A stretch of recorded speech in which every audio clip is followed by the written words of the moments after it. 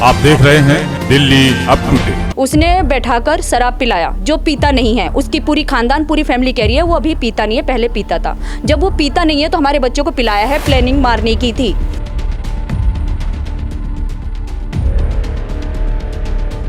बर्फ काटने वाला जो सुआ होता है उसके यहाँ दिल पे अंदर मारा है, दिल पे अंदर मार दिया। और अंदर मारने के बाद फिर यहाँ भी मारा है, यहाँ भी इसकी चोट हमने देखा। और हमारे लड़के को मारकर 1 घंटे तक के लिए छोड़ दिया। उम्मीद करें हम दिल्ली पुलिस से, इतने बेरहम हो गए हैं, पैसा सब कुछ है, किसी की माँ का बेटा चला गया ये कुछ नहीं है। नमस्कार, दिल्ली अप टू डेट में आपका बहुत बहुत स्वागत है। मैं हूं आपके साथ अर्पित दुबे। इस वक्त हम मौजूद हैं शहादरा के भोलानाथ इलाके में, जहां पर एक युवक के दोस्तों ने ही अपने ही दोस्त की चाकुओं से गोदकर हत्या कर दी। आपको मैं बता दूं कि ये जो पूरा परिवार है इस वक्त सदमे में है, क्योंकि इनके ही एक भाई ने अपने भाई की हत्या कर दी।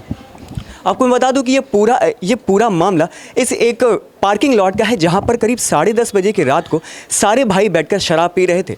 जब शराब पीने के बाद इन लोगों में आपसी मतभेद होने लगा, झगड़ा होने लगा।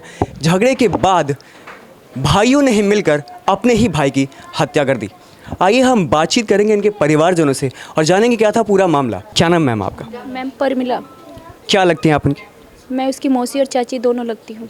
बताइए क्या हुआ था पूरा मामला? सर, हमारे बच्चा वहाँ जॉब पे अपना जाता है 10:30 बजे, शाम को 6 बजे वो पार्किंग में आता है अपनी गाड़ी खड़ी करने के लिए।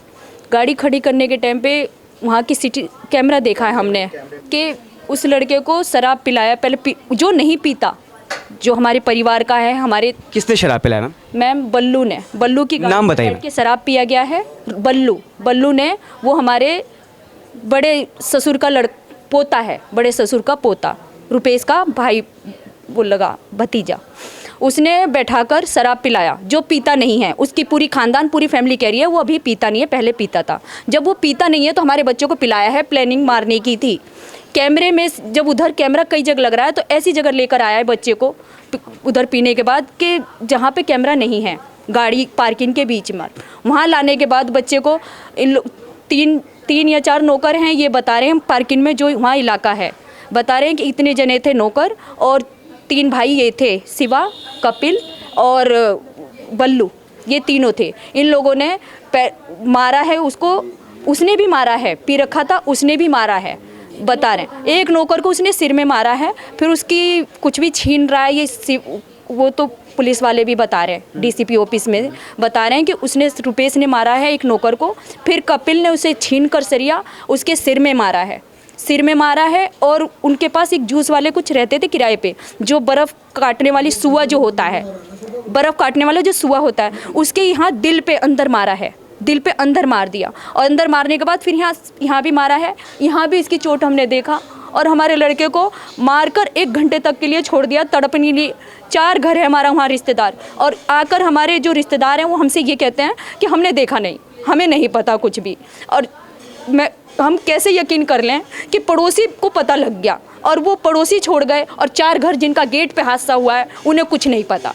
वो ये कहते हैं हमारा कुछ नहीं, उनके गेट पे हादसा हुआ है। सब लोगों को पता है, लेकिन लोग सहमे हैं, इस वजह से जो है वो बोल नहीं रहे हैं। इवन कि पुलिस को तो सबसे बड़ा एविडेंस मिल चुका है, जो इस टाइम सीसीटीवी फुटेज। हाँ जी, सीसीटीवी फुटेज उन्होंने हमें बिल्कुल नहीं दिखाया। हमने बोला, जो है सर से बात की थी, एसएचओ साहब से, उनको बोला आप सीसीटीवी हमें दिखाइए, क्या है उसमें रिकॉर्डेड। उसमें सर सब कुछ एक चीज़ क्लियर है कि उनके साथ कौन बैठा है, किसने खाया पिया है, वो सारा कुछ रिकॉर्डेड है। तो इतना बड़ा तो प्रूफ खुद ही सीसीटीवी फुटेज है, और वो हमसे बोल रहे हैं कि आप एविडेंस लेके आओ, आप जो है गवाह लेके आओ, जो कोर्ट में जाके वो बोलेंगे। हम तो थे ही नहीं, तो हम कहाँ से गवाह लेके आएंगे। उसकी जो माँ है, उसके पति ख़त्म हो गए थे शराब पी के, उनकी जो भी कुछ प्रॉब्लम होती है उसमें लीवर में, तो उससे ख़त्म हो गए थे। पर उनका माइंड ये कहता है, मतलब सब किसी पे भी होता है, वो सोचते हैं कि इनका हाथ होगा। उनकी अपनी फैमिली खुद कहती है कि ये पागल ही, कुछ भी बोलती है, ये ऐसा नहीं कर सकते, ये तो अब सीधे हैं, ये तो हमारे बोल भी नहीं सकते। 3 से आप बात कर लो, हमारे तीनों हस्बैंड,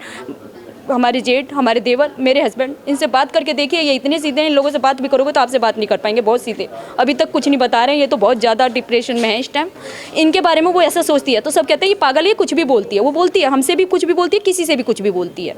तो उसने ऐसा कहा कि, उसने भी कहा, उसके बेटे ने भी कहा कि हम बदला लेंगे, तेरी बारिश हम ख़त्म कर देंगे, हम छोड़ेंगे नहीं। उसने ये कब बोला था? धमकी दिया। कब बोला? सर हमें ये तो 3 साल 2 साल। जिस वक्त ये हमला हुआ उस वक्त कितने लोग मौजूद रहे होंगे वहाँ पे? वो सारा कुछ रिकॉर्डेड है सर। सीसीटीवी फुटेज में एक लड़का जो है, क्या नाम था उसका, जो है राजा ने सर हमें ये बताया। पुलिस स्टेशन गया था आज वो सर के सामने। उसने ये बोला कि जो है रुपेश मेरे साथ जो है खाना पीना खाया और उसने बोला भाई तू जा, पर मैं वहाँ से गया नहीं, मैं वहीं था। फिर उसके बाद थोड़ी देर बाद मुझे वो बेहोश की हालत में, इवन उसने भी नशा कर रखा था, वो रुपेश को उन्होंने देखा हिला के। राजा बोल रहा है मैं लास्ट बिल्कुल मुझे उन्होंने बोला ये इसे घर छोड़ दो ले जाके, ये नशे में है। तो क्या उसको इतना भी पता नहीं चला होगा सर कि जो है नशे में है या बिल्कुल दुनिया में ही नहीं है? रुपेश को मारने के बाद आपके दरवाजे के सामने छोड़ दिया गया था? जी वहाँ गली के छोड़ के भाग गए, वो भी दूसरे। अपनों को नहीं पता कुछ भी, मारने वालों को कुछ नहीं पता, क्योंकि वहाँ का गली सुबह बाहर से ऑटो लेके आए हैं और उस ऑटो में बाकायदा लुटा दिया है। उसका राजा जो है उसका दोस्त, रुपेश का दोस्त, उससे बोला कि तू इसे घर छोड़िया। ये उनने बोला कि इसे हुआ क्या, उसे 3 बार जगाए उठा के देखा, रुपेश ने कोई जवाब नहीं दिया। तो कह रहे इसे हुआ क्या है ऐसा, तो कह रहे ज़्यादा नशे में है, इसे घर छोड़िया। राजा आया यहाँ छोड़ के चला गया। डरता वो है जो चोर है। अगर उनके दिल में साफ था तो उस लड़के को टाइम पे हॉस्पिटल तो पहुंचा देते। 1.5 घंटे पहले डेड बॉडी हो गई थी। हेड के बार जब लेके गए तो डेड बॉडी थी, तो हॉस्पिटल वालों को कह रहे हैं हेड के बार वालों का कि 1.5 घंटे पहले डेड बॉडी थी। सर सबसे बड़ी बात ये है कि वहाँ लड़ाई झगड़े में एक को चोट लगती है, जो कि बल्लू का जो है नौकर बताया जा रहा है, उसको जो है नौकर बताया जा रहा है, वो जो है उसको हॉस्पिटल लेके जा रहे हैं। वहीं रुपेश को छोड़ दिया जा रहा है, रुपेश को छोड़ दिया जा रहा है। और जब अब हमने पुलिस सर से पूछा कि आप वो लेके गया उसको क्यों छोड़ा आपने, उसने क्या देखा नहीं होगा, कुछ नहीं देखा, तो वो इस चीज़ से बोल के वो उसे कुछ दिखाई नहीं दिया।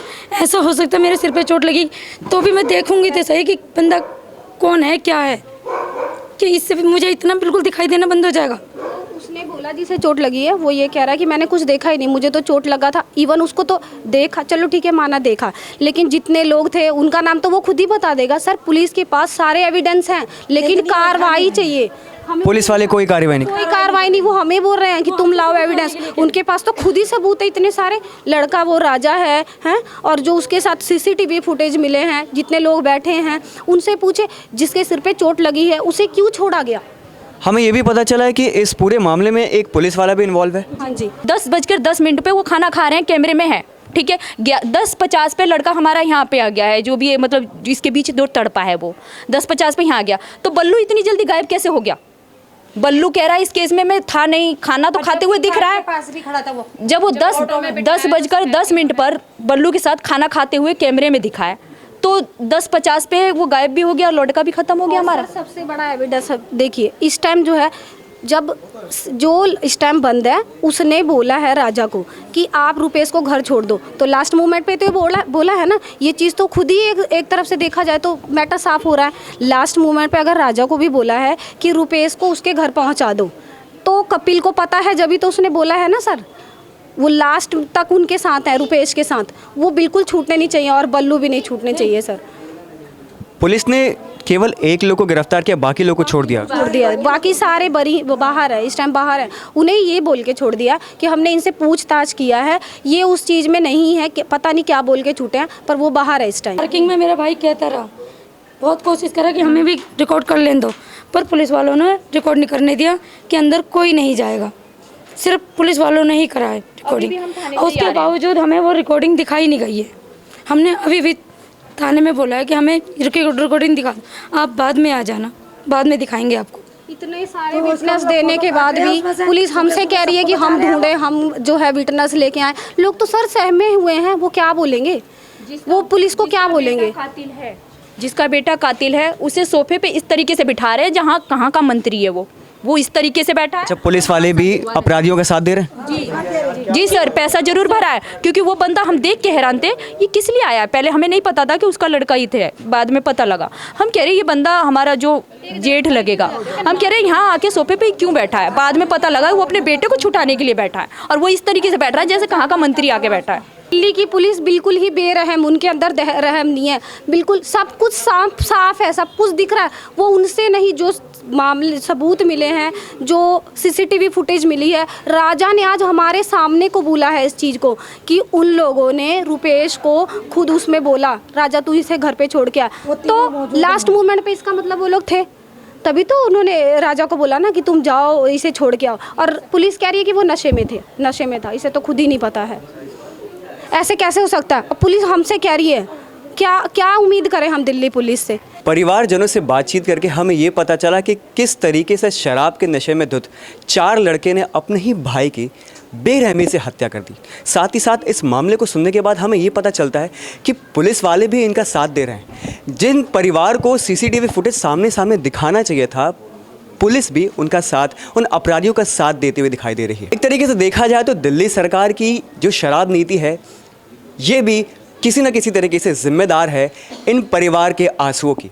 क्योंकि अगर दिल्ली सरकार की शराब नीति में ऑफर्स नहीं आते शराब के लिए, इस तरह की ऑफर्स नहीं चलते, तो इस तरह के अपराध नहीं होते। साथ ही साथ जो युवा पीढ़ी है वो शराब के लिए इतनी आतुर नहीं होती शराब पीने के लिए। अगर आप इन परिवार वालों की मदद करना चाहते हैं तो इस वीडियो को ज़्यादा से ज़्यादा शेयर करिए, ताकि इन परिवारजनों को जल्द से जल्द इंसाफ मिल सके। और ऐसे ही अपडेट रहने के लिए देखते रहिए Delhi up to date. Bureau report, Delhi up to date.